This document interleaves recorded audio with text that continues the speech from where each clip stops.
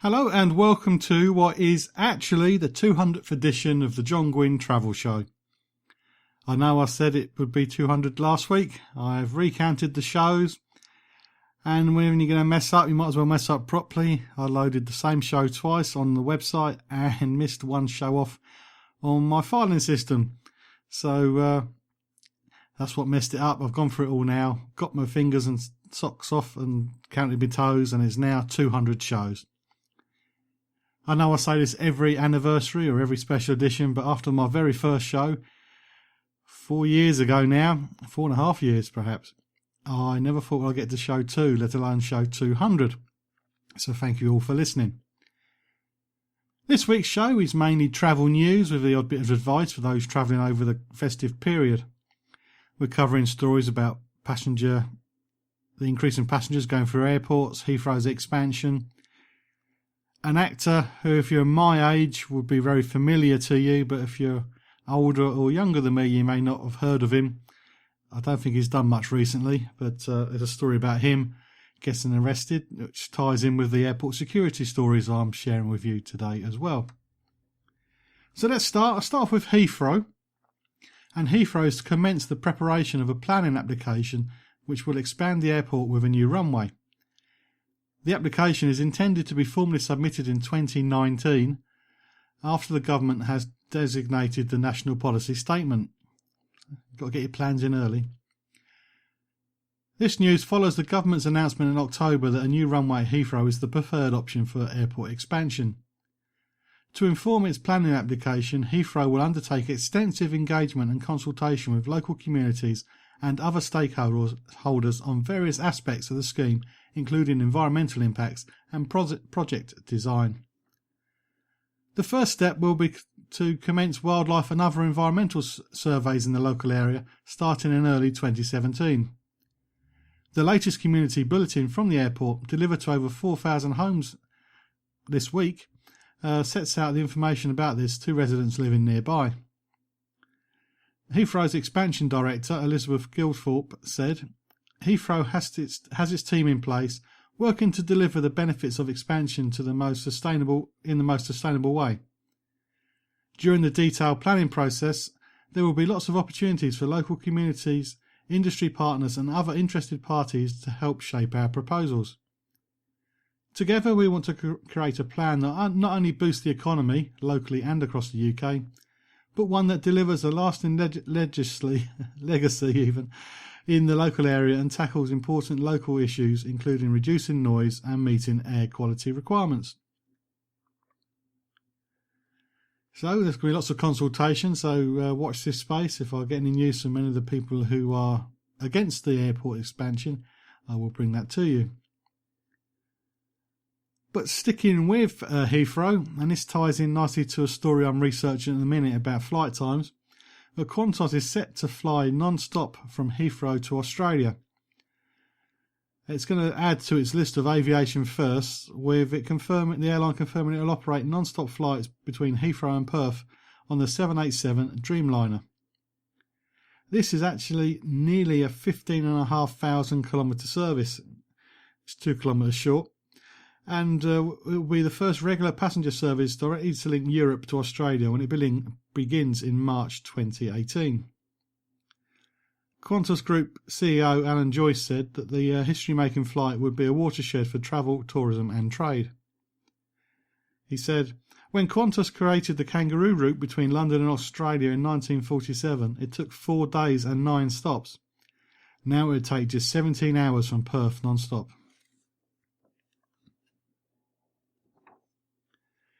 This is a game-changing route flown by a game-changing aircraft. Travellers from Europe will never have never had a direct link down under before, so the opportunities this opens for them to explore Australia are huge. Qantas said that passenger comfort on the 17-hour flight was a key consideration. I'll get fed up after 6. I don't know if I can handle 17. And they said that the interior of the 787s was designed to make sure the passengers are as comfortable for extended missions, so it's as comfortable as the aircraft will allow. And they say that it have features in the economy seats that other airlines reserve for a premium economy. and the business suite has been nicknamed Mini First Class by many of their frequent flyers on Qantas.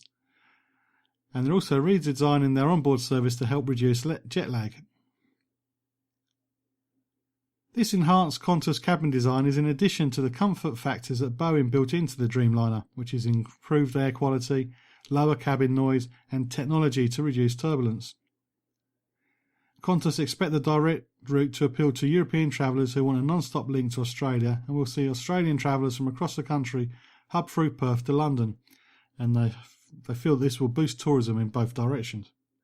Seats on this route will go on sale in April 2017 for the first services in March 2018, which is normal for every flight. It's always 11 months before departures, the earliest you can buy a ticket. The Boeing 787-9 Dreamliners used to do the route will carry 236 passengers, spread out between business, premium economy and economy cabins. There's talk in the media that this will be a more expensive way of getting to Australia from the UK because of the extra fuel needed to do the journey. And I think that the time saving will be an attractive prospect. But as an ex-travel agent and having lost a sale to Australia flights because the customers found flights for £500 cheaper for a family of four, so it's quite a saving. But it did take them 38 hours to get from the UK to Australia, but they felt that the price saving was worth it, and it involved free connections. So whether people will take up on it who are not business or quite wealthy travellers, who will know, but we'll find out when the tickets go on sale in in April this year. If you've been on a flight for such a long time you can't believe how long it's been, I'd love to know how you felt, or whether you were comfortable when you got off at the other end. Please do share your experience at facebook.com/John Guinn Travel Show. You're listening to The Travel Show with John Guinn on ukhealthradio.com. As I'm sure you're aware, I do spend an awful lot of time at Luton Airport, and I'm near security, and I do hear and see some people getting very upset with the security checks. And it's not just at Luton Airport, it's at other airports around the UK as well. And one of them, Manchester Airport, has issued Christmas advice, which is going to be ahead of what they believe is going to be the busiest festive season on record. They have launched 12 tips, which I've posted at facebook.com/John Guinn Travel Show. There's 12 pictures. There is some marketing there, I have to be honest, about using local products and services at the airport. But there is some good tips there too about how to prepare for the security checks. If I've had £1 for every time I've seen a passenger get annoyed because I've had to unwrap a carefully wrapped present to get it through security, then I wouldn't have to work this Christmas period. So anyway, Manchester say the peak period is going to be the 23rd of December to the 2nd of January. And they're expecting over 640,000 passengers, which is going to be a 22% increase year on year. The busiest individual days over Christmas will be the 23rd and 30th, plus the 2nd, as people jet away and come back. As temperatures plummet, thick winter coats along with hats, scarves and gloves are essentials to beat the cold outdoor weather. However, at the UK's third largest airport, passengers are being asked to remove them once they're inside, and well before the security check, to help speed up the queues and reduce waiting times. The airport calculates that on average, an unprepared passenger who has to unzip clips, undo buttons, take off hats, gloves and untie a scarf at the metal detector rather than in the queue or before the queue, add over a minute per person to the security processing time. Doesn't sound much, but if you multiply it by the 600,000 people going through the airport, then that will get quite a large delay. The airport was also asking passengers to take careful considerations about what they put in their hand luggage before getting to the airport, to avoid Christmas presents being confiscated. Not only do they have to be unwrapped, sometimes they're confiscated too. Imagine the conversations when you get to your destination when you don't bring any presents with you. The airport says that many popular stocking fillers actually breach security regulations, typically because they contain liquids, and passengers may be asked to leave items behind if they're not compliant. So as I said, you can see the tips plus some advertising at facebook.com/John Guinn Travel Show.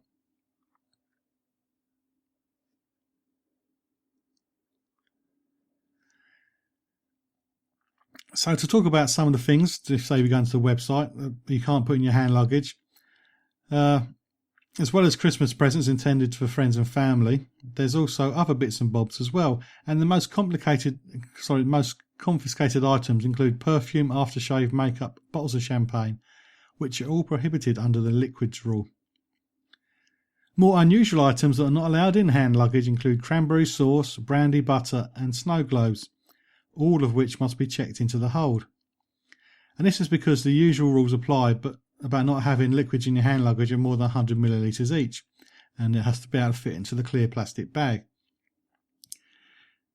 Here's a tip here: some airports not all airports are equal when it comes to plastic bags, so do check the airport's website before you leave to make sure your bag is compliant, because some airports do charge for the correct bag. If you're unhappy with what the security person is saying about the bag that you've brought with you and you don't want to pay £1, £2 or whatever it is, ask to see the security supervisors, because sometimes security staff can get overzealous when it comes to applying the rules. And most of the times the website for the airline says approximately, it doesn't give exact dimensions. Of course, if you're aggressive, the supervisor is just going to threaten you with refused boarding. So do be calm and just say, I wish to have a second opinion.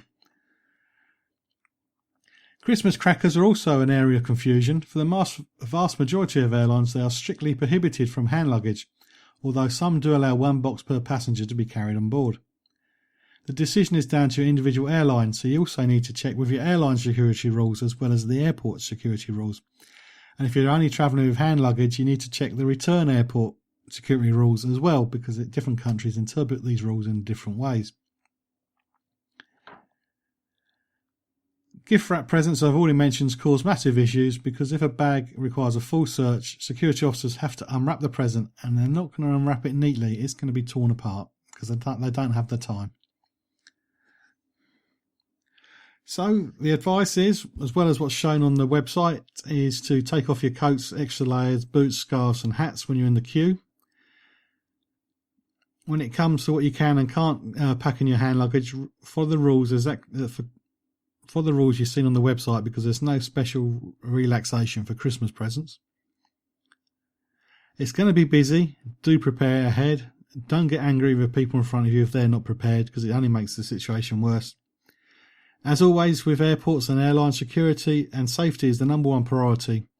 So if you get something confiscated, if you're in long queues, don't kick up a fuss. As I said, just be polite if you want a second opinion.